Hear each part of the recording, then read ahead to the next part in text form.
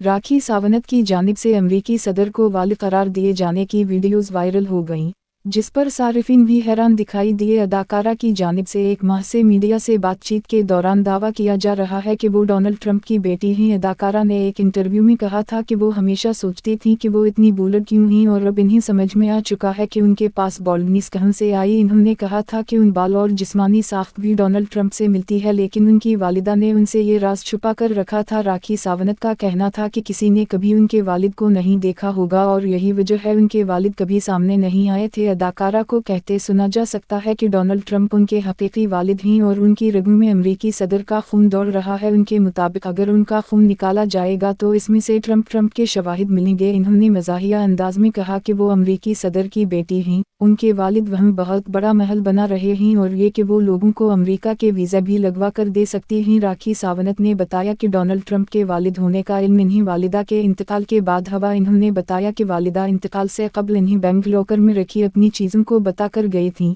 जब इन्होंने लॉकर से चीज़ें निकाली तो उनमें एक पर्ची भी शामिल थी। उनका कहना था कि पर्ची में वालिदा की जानिब से लिखा गया था कि बेटी तुम हमेशा बाप का पूछती रहती हो, डोनाल्ड ट्रंप ही तुम्हारा हकीकी बाप है।